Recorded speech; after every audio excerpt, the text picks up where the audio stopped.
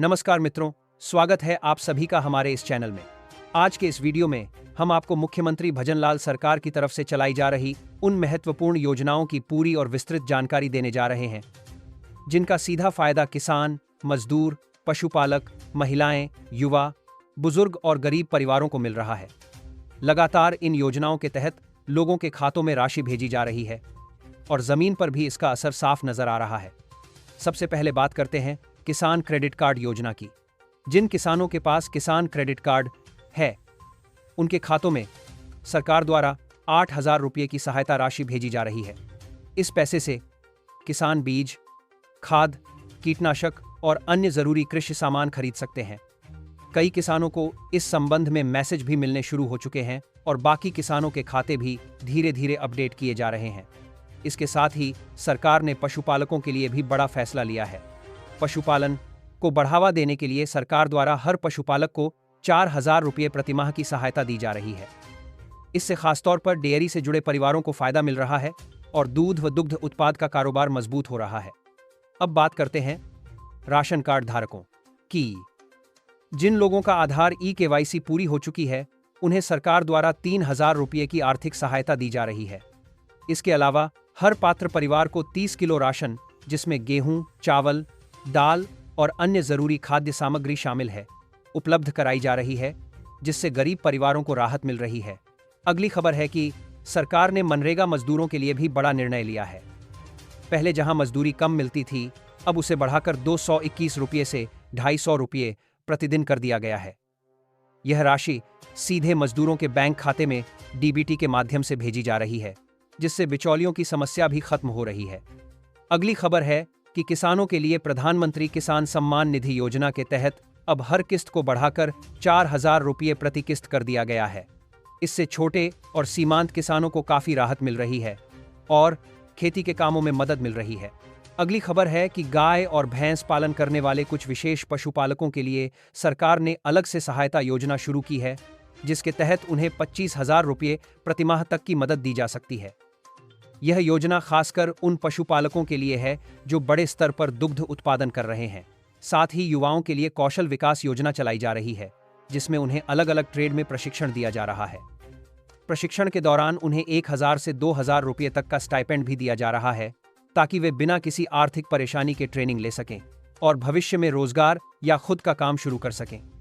अगली खबर है कि पशु चारा सब्सिडी योजना के तहत भी सरकार पशुपालकों को 1,000 से 3,000 रुपये तक की सहायता दे रही है, ताकि उन्हें पशुओं के चारे के लिए ज्यादा खर्च न करना पड़े। अगली खबर है कि महिलाओं को आत्मनिर्भर बनाने के लिए महिला स्वयं सहायता समूहों को 10,000 से 25,000 रुपये तक की आर्थिक सहायता दी जा रही है। इस पैसे से महिलाएं सिलाई, ब्यूटी पार्लर, छोटी दुकान, पशुपालन या अन्य लघु उद्योग शुरू कर सकती हैं। अगली खबर है कि प्रधानमंत्री आवास योजना के तहत सरकार गरीब और जरूरतमंद परिवारों को पक्का घर बनाने के लिए 1,20,000 से 1,60,000 रुपये तक की सहायता 3 किस्तों में दे रही है। इससे हजारों परिवारों का अपने घर का सपना पूरा हो रहा है।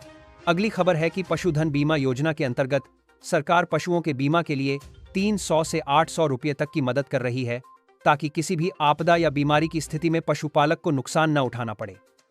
अगली खबर है कि खेती को और आधुनिक बनाने के लिए सरकार कृषि उपकरण खरीदने पर 2,000 रुपये तक की सब्सिडी दे रही है, जिससे किसान नए और आधुनिक यंत्र खरीद सकें और मेहनत कम लगे। अगली खबर है कि गर्भवती महिलाओं को पोषण सहायता के रूप में 5,000 से 6,000 रुपये तक की राशि दी जा रही है, ताकि उन्हें अच्छा और पौष्टिक भोजन मिल सके और मां व बच्चे का स्वास्थ्य बेहतर रह सके।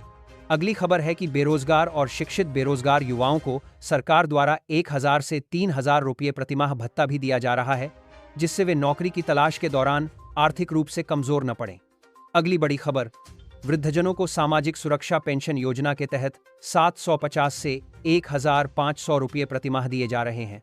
वहीं दिव्यांगजनों को 1,000 से 1,775 रुपये प्रतिमाह की सहायता मिल रही है, जिससे उनकी रोजमर्रा की जरूरतें पूरी हो सकें। अगली बड़ी खबर है कि दूध उत्पादन करने वाले किसानों को सहकारी संस्था को दूध देने पर 2 से 4 रुपये प्रति लीटर बोनस अलग से दिया जा रहा है, जिससे किसानों की मासिक आमदनी में बढ़ोतरी हो रही है। अगली बड़ी खबर है कि आज राजस्थान के किसानों को एक बड़ी राहत देने का फैसला लिया गया है। अब ऐसे किसान जो छोटे और सीमांत हैं, जिनकी आमदनी कम है और जो पूरी तरह से खेती पर निर्भर हैं, उन्हें एक नई योजना के तहत जोड़ा जा रहा है। इस योजना के अंतर्गत किसानों को खेती के लिए जरूरी सहायता दी जाएगी, जिससे उनकी फसल की लागत कम हो सके और उत्पादन बढ़ाया जा सके। इस योजना के तहत किसानों को बीज, खाद, सिंचाई और कृषि उपकरणों से जुड़ी सुविधा उपलब्ध कराई जाएगी। इसके साथ ही किसानों को खेती के खर्च के लिए 5,000 से लेकर 10,000 तक की सहायता राशि सीधे उनके बैंक खाते में देने की भी तैयारी की जा रही है।